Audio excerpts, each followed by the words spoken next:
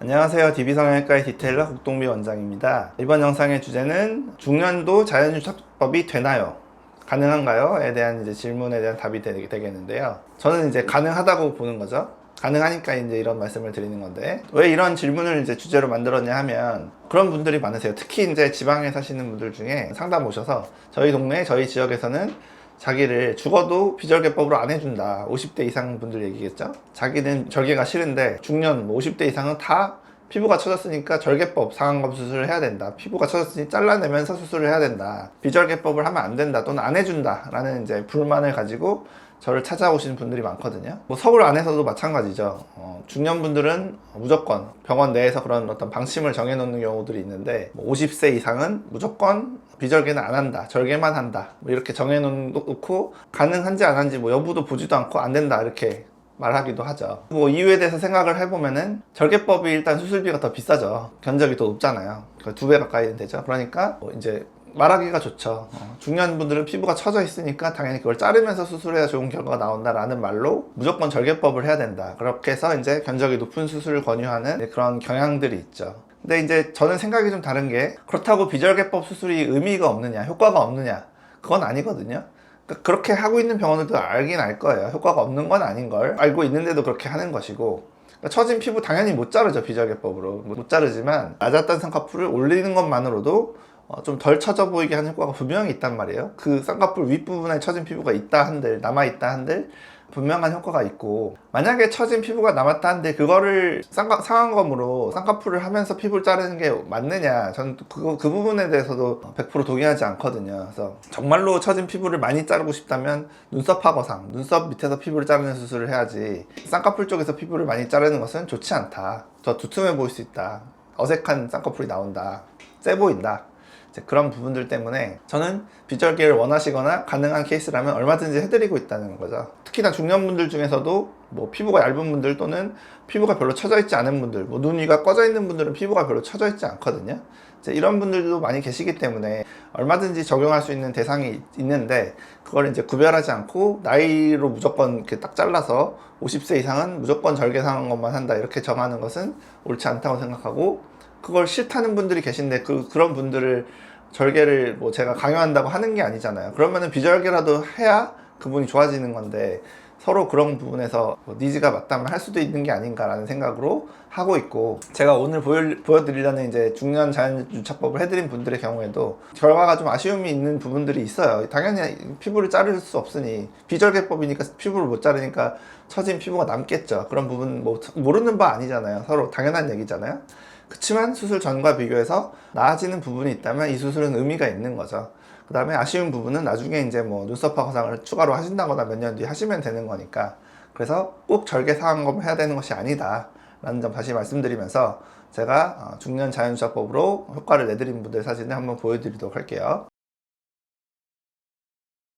자, 첫 번째 케이스, 눈이 많이 처진 중년분이셨는데, 젊었을 때 눈은 예뻤을 것 같아요. 근데 세월이 지나면서 처져서 눈이 굉장히 많이 작아진 그런 케이스라서, 근데 절개법은 싫으시다는 거죠.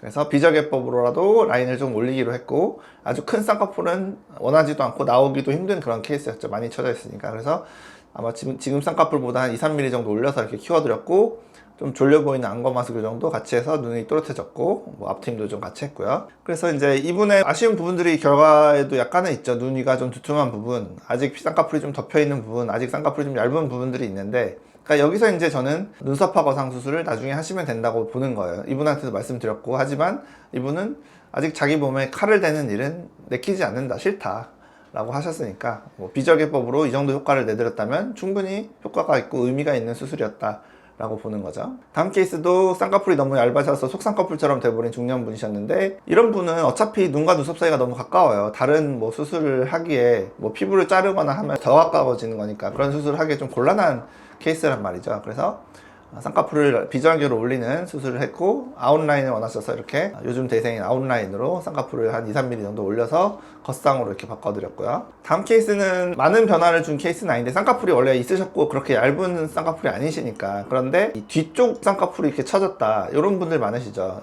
그런 분들을 뒤로 갈수록 점점 커지는 인아웃 형태의 쌍꺼풀로 바꿔드린 그런 케이스에서, 그래서 자세히 보셔야만 뭐가 변했는지 아실 수 있는데, 그러니까 비대칭도 좀 있으셨고 오른쪽의 경우에는 뒤쪽 쌍꺼풀이 이렇게 덮여서 일자가 된 이런 분이시라서 그 디자인을 좀 바꾸고 고정을 잘해서 수술로 이렇게 좀 젊은 사람 형태의 쌍꺼풀로 바꿔드린 분이죠. 그러니까 이 정도 변화도 의미가 있고 분명히 효과가 있었다라고 볼 수 있는 비절개법이니까요. 케이스고요. 다음 케이스도 쌍꺼풀이 안 보이진 않고 겉쌍이신데 뒤쪽이 얇다, 뒤쪽이 떨어진다, 이런 분이셨거든요. 그래서 이제 자연 쌍꺼풀의 경우 이렇게 뒤가 좀 얇게 생긴 이런 분들이 계세요. 그래서 그거를 제가 이렇게 좀 들춰보고요, 올릴 여지가 있는지 보고 디자인을, 그래서 가능하면 이렇게 해서 뒤쪽을 좀 높게 디자인을 바꿔서 고정을 해드리면 뒤쪽이 좀 더 높아지게 되죠. 하지만 이제 이분도 결과가 뒤가 여전히 조금 아쉬울 수 있죠. 앞쪽에 비해서 뒤가 그렇게 두꺼워지는 형태는 안 나왔잖아요. 그러니까 이런 게 이제 어떻게 보면 비절개법의 한계라고 할 수 있는데, 그렇다고 이거를 절개 상완검으로 뒤를 자른다고 이게 엄청나게 올라가느냐, 그것도 아니라는 거죠. 그래서 정확히는 이렇게 해놓고 쌍꺼풀은 최대한 뒤로 올려놓고 눈썹화 거상을 하시는 게 맞는 그런 케이스가 되겠죠. 일단은 그거는 원하지 않으셔서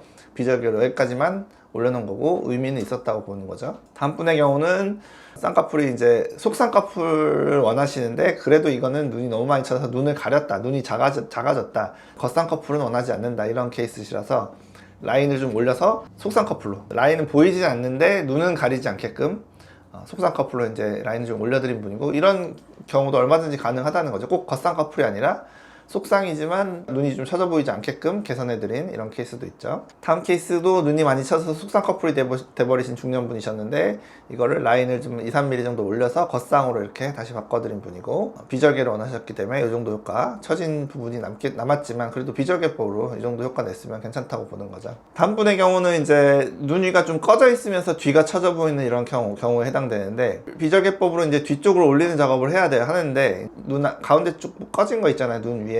이거를 좀 지방 이식으로 채워주게 되면 안쪽 라인이 좀 낮아지게 되거든요. 어떻게 보면 안쪽은 낮아지고 바깥쪽은 높아지니까 수술 후 결과가 밖으로 갈수록 커지는, 그러니까 젊은 사람 형태의 쌍꺼풀로 변화가 가능했던 거죠. 그러니까 한 가지 수술, 쌍꺼풀 수술로만은 이렇게 되진 않고 이분은 지방이식까지 같이 하셨기 때문에 더 많은 효과를 얻으셨던 분이에요. 아직 약간의 붓기가 있네요. 다음 분은 왼쪽만 비절개법 자연착법 해드린 분인데, 그런 경우도 있겠죠. 이분 오른쪽 쌍꺼풀 보면은 별 문제가 없잖아요. 뭐 굉장히 이게 사실 높은 쌍꺼풀이거든요. 쳐져 있는데 이 정도 쌍꺼풀이 보이려면 보통 12mm 이상, 15mm도 될 수 있는 그 정도 쌍꺼풀이에요. 그래서 이걸 더 올리긴 좀 어렵고, 왼쪽 쌍꺼풀은 반대쪽에 비해서 많이 얇잖아요. 2-3mm 얇잖아요. 그래서 이거를 올려서 이제 대칭만 맞출 목적으로 왼쪽만 쌍꺼풀을 자연착법을 해드린 분 있죠. 오른쪽이 자연 쌍꺼풀인데 왼쪽을 절개할 수 없죠. 그러면 너무나 차이가 많이 나겠죠. 그래서 그나마 자연착법을 해야 이렇게 오른쪽의 자연 쌍꺼풀과 최대한 비슷한 형태 또는 느낌, 깊이감, 고정감, 그런 거를 맞출 수 있는 유일한 방법이 바로 자연유착법이 되겠고요. 그래서 한쪽만 하실 수도 있다. 마지막 케이스는 이제 자연유착법 재수술 케이스였는데, 첫 수술을 했는데 좀 느슨해지면서 얇아졌다는 거예요. 피부가 좀 두툼하시잖아요. 그런데 죽어도 절개는 싫다, 자연유착법 재수술을 하고 싶다, 비절개를 하고 싶다, 그럼 해드려야죠. 뭐 라인을 좀 올리고 고정을 잘해서 이렇게 라인을 겉쌍으로 다시 바꿔드렸고, 눈도 다시 엄청나게 커지고, 앞팀 재수술도 좀 원하시긴 해서 같이 하긴 했는데, 아무튼 비절개로 이 정도 효과를 냈으면 충분히 의미가 있고 해볼 만한 수술이다. 뭐 다시 약간 느슨해지는 부분은 있겠지만 그래도 절개를 원하지 않으시면 이런 방법밖에 쓸 게 없잖아요. 그래서 원하시면 이런 동의하에 이런 수술을 할 수 있다라는 점이죠.